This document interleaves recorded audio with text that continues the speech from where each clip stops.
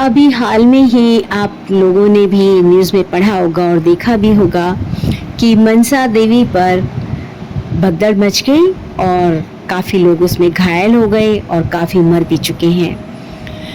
लोग खुद ऐसी मुसीबतें अपने लिए खड़ी कर लेते हैं कि जिनके खामियाजा खाली उन्हें ही नहीं, उनके आसपास के जो चपेट में आते हैं वो लोग भी मारे जाते हैं बेफालतू में।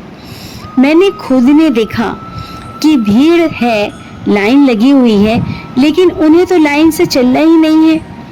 उनको तो अपने 4-5 लोग हैं, उनको किसी तरह धक्का मुक्की करके आगे चलना है, चाहे किसी का पैर की चल दे, चाहे किसी के ऊपर कोई और मुसीबत आ जाए, धक्का मुक्की करके उनको आगे बढ़ना है।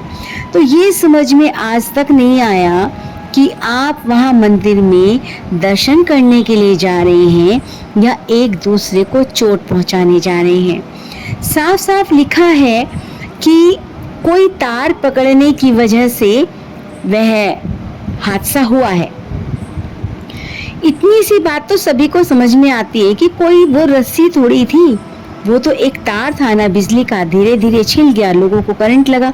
अब इतनी ऊंचाई पर से कोई नीचे गिरेगा तो 4-5 लोग और नीचे साफ हो जाएंगे। आखिरकार अगर इतनी भीड़ है तो आपको भीड़ में जाना ही क्यों है? बहुत सारे हादसे ऐसे देखे हैं आपने, कुंभ में भी हुआ और मंदिरों में भी हुआ। एक दूसरे को धक्का देकर वह आगे बढ़ना चाहते हैं कि जैसे भगवान उन्हीं की इंतजार कर रहे हैं, भैया तू अपना चेहरा दिखा तो मैं तेरी झोलियां भर देता हूँ। सबको मालूम है कर्मों के हिसाब किताब से आप सबको मिलना है, कोई निस्वार्थ तो जा नहीं रहा है, सब अपनी एक पर्ची लेकर जा रहे हैं। सबको ये मालूम होना चाहिए कि भैया वहाँ एक सिद्ध मंदिर है और वहाँ पे मुरादें पूरी होते, बस फिर तो वे चल पड़े वहां पर बिना सोचे समझे कि तुमने क्या किया है क्या नहीं। आपकी क्या राय है इसमें? मंदिरों के दर्शन शांतिपूर्वक होने चाहिए, एक व्यवस्था बनी होनी चाहिए, लेकिन सारी जिम्मेदारी खाली सरकार की थोड़ी है। क्या कुछ जिम्मेदारी हमारी नहीं है कि हमें कैसे चलना चाहिए? अगर भीड़ है तो कैसे आप उस जगह को छोड़ सकते हैं या रास्ता इस तरीके से बनवाएं, पुलिस वालों की मदद ले सकते हैं, 100 चीजें हैं। लेकिन आपको तो सबसे पहले दर्शन करने हैं, चाहे भले आगे वाले को मारो चाहे पीछे वाले को मारो। तो आखिरकार मंदिरों में इस कदर भीड़ क्यों बढ़ रही है? अभी चेक कर रहे थे कहीं पर न्यूज़ पर कि पैसा इस कदर मंदिर में आ रहा है कि उन्हें गिनने के लिए भी बहुत सारे लोगों को बिठाया जाता है। साथ में पर्ची जरूर होती है, खाली आप सोच रहे हो कि खाली पैसे पैसे हैं, पैसा चढ़ावा चढ़ रहा है, साथ में एक पर्ची भी होती है, बाबा मेरी मुराद पूरी कर दीजिए, गणेश जी मेरी मुराद पूरी कर दीजिए, मनसा देवी आप मेरी मुराद पूरी कर दीजिए। तो इच्छाओं के वशीभूत होकर सुख को प्राप्त करने के लिए आप भगवान का इस्तेमाल कर रहे हैं। अगर लोग निस्वार्थ जाने लगे धन्यवाद कहने के लिए तो मेरे ख्याल से 100 में से 2 लोग ही शायद मंदिर में आपको नजर आएंगे। अगर ये पता चल जाए कि यह भगवान सिर्फ धन्यवाद सुनने के लिए बैठे हैं, किसी की मुराद वगैरह पूरी नहीं करेंगे, तो समझ लीजिए 100 में से 2 व्यक्ति पहुंचेंगे मंदिर के अंदर। मुझे लगता है इसका कारण एक बहुत बड़ी चीज़ ये है कि एक तो बेरोजगारी, शिक्षा, जीवन में दुख बहुत ज़्यादा, इन चीज़ों के मद्देनज़र मंदिर में ज़्यादा लाइन लग रही है। हम ढूंढ रहे हैं सिर्फ मूर्तियों में, हम सोच रहे हैं कि ये मूर्तियों में सिर्फ भगवान है, किसी और में भगवान नहीं है। हम किसी और से प्रेम कर ही नहीं पाते। अगर हम किसी से प्रेम कर पाते तो क्या ये भगदड़, क्या ये धक्का मुक्की होती? ऐसे ही एक कथा आती है, परमहंस योगानंद जी की एक शिष्या ने उनसे कहा, गुरुदेव मैं आपसे बहुत प्रेम करती हूँ। परमहंस जी ने कहा, तुम्हें केवल ईश्वर से प्रेम करना चाहिए। कुछ समय बाद वह शिष्या योगानंद जी से फिर मिली तो उन्होंने पूछा, तुम औरों से प्रेम करती हो? साधिका ने उत्तर दिया, मेरा प्रेम केवल ईश्वर के लिए है, तुम्हें सभी को उसी प्रेम से प्रेम करना चाहिए। चकित होकर शिष्या बोली, गुरुदेव आपका अर्थ क्या है? पहले आप कहते हैं सब पर प्रेम होना गलत है, फिर आप कहते हैं किसी को भी अपने प्रेम से वंचित रखना गलत है। तब योगानंद जी ने बोला कि आप व्यक्ति के व्यक्तित्व खींच जाती हो जो सीमित करने वाली आसक्तियों की ओर ले जाता है। जब तुम्हें ईश्वर से सच्चा प्रेम होगा तो हर चेहरे पर उन्हें देखोगी और तब समझोगी कि सभी पर प्रेम रखने का क्या अर्थ है। हमें रूप और अहम नहीं बल्कि सबके अंतर्यामी परमात्मा की पूजा करनी चाहिए। यानी हमें जब सब में ईश्वर दिखाई देना शुरू हो जाएगा, हमारे अंदर करुणा भाव जागृत हो जाएगा, हमें किसी से भी किसी के भी किए हुए व्यवहार से कोई भी आपत्ति नहीं होगी। यानी किसी ने मान दिया, अपमान दिया, तो आप अपने मन में उसके प्रति कोई गलत भावना नहीं रखेंगे। आप यही सोचेंगे जैसे ईश्वर की इच्छा, जैसे ईश्वर का स्वरूप। उसी दिन समझ लीजिए कि आपको किसी मंदिर, मस्जिद, गुरुद्वारा जाने की जरूरत नहीं पड़ेगी। मंदिर, मस्जिद, गुरुद्वारा इसलिए बने हुए हैं कि हम अपने मन को एक में टिका नहीं पाते। जब हम मंदिर मस्जिद में जाते हैं तो कम से कम हम एक जगह अपने मन को टिका पाते हैं। वैसे मूर्तियों की कोई आवश्यकता नहीं है, परंतु जैसे कि गीता में स्वयं भगवान ने बोला है कि जो भक्ति करता है, भाई किसी प्रतीक को मानकर भक्ति करता है तो उसकी भक्ति का जो रास्ता है वो थोड़ा सा सुगम हो जाता है। अब मान के चलिए किसी बच्चे को बिठाकर हम कहने लगे ऐसे अनार, लेकिन उसे तो मालूम नहीं है ऐसा अनार। आपने कोई पुस्तक लेकर आए और वहां पर आपने अनार दिखाया तो वह समझ जाएगा कि अनार का स्वरूप कुछ ऐसा होता है। फिर जब भी कभी वो अनार को देखेगा तो उसे मालूम है ये आ से अनार है। उसी तरीके से भगवान के स्वरूप को जानने के लिए हमें एक प्रतीक बनाए गए हैं ये सब चीजें, लेकिन खाली उसी प्रतीक के ऊपर हम सिर्फ आसक्त हो जाए, आगे फिर कुछ सोचे समझे ही नहीं, एक ही लकीर के फकीर बने रहें, तो फिर अध्यात्म की यात्रा रुक जाती है।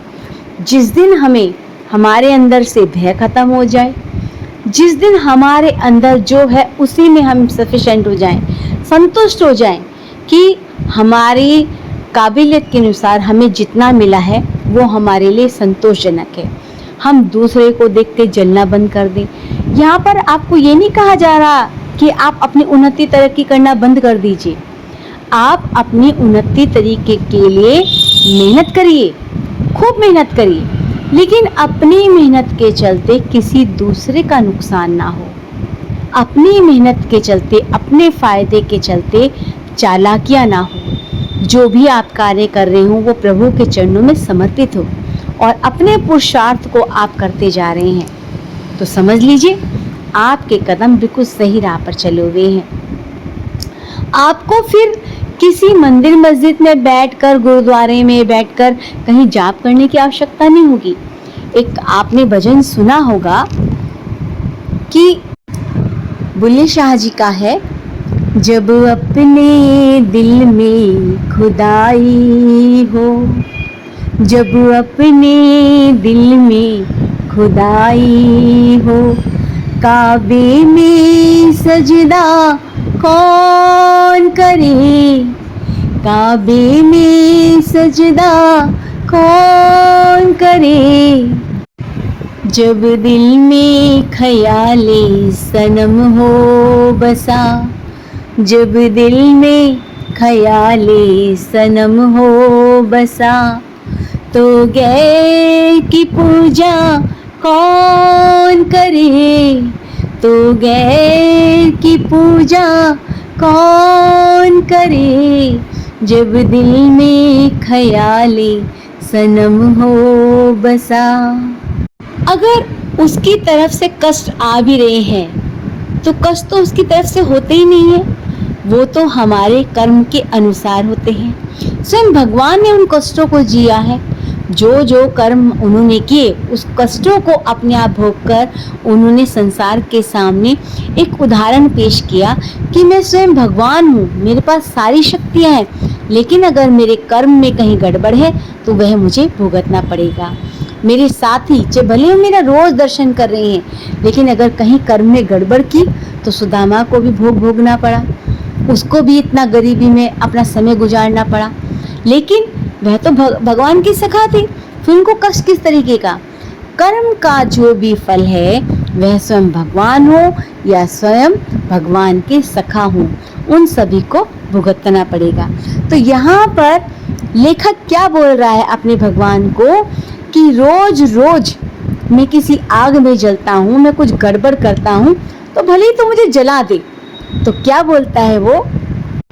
तू बरक गिरा मैं जल जाऊं, तेरी हूँ तुझ में मिल जाऊं। तू बरक गिरा मैं जल जाऊं, तेरी हूँ तुझ में मिल जाऊं, तेरी हूँ तुझ में मिल जाऊं। हो मुझसे खता और तू बख्शे, हो मुझसे खता और तू बख्शे, ये रोजी का झगड़ा कौन सहे। हो मुझसे खता और तू बख्शे, ये रोजी का झगड़ा कौन सहे। जब दिल में ख्याले सनम हो बसा, तो गैर की पूजा कौन करे। जब दिल में ख्याले सनम हो बसा। तो अगर हम मंदिर जा भी रहे हैं कि मुझे भगवान के दर्शन करने हैं, मुझे इष्ट के दर्शन करने हैं, तो वहाँ धन्यवाद बोलिए। और वहाँ अगर प्रार्थना करनी पड़ जाए तो आपको सिर्फ इतनी प्रार्थना करनी है, प्रभु मेरा रास्ता बहुत बहुत अच्छा हो, मैं अच्छे कर्म करूं, अच्छी सोच रखूं, मैं किसी गलत रास्ते पे ना जाऊं, मैं किसी पर क्रोध ना करूं, मेरे अंदर के विकारों को आप हर लीजिए, मैं आपकी शरण में। राधे राधे। अच्छी लगी तो जरूर शेयर कीजिएगा।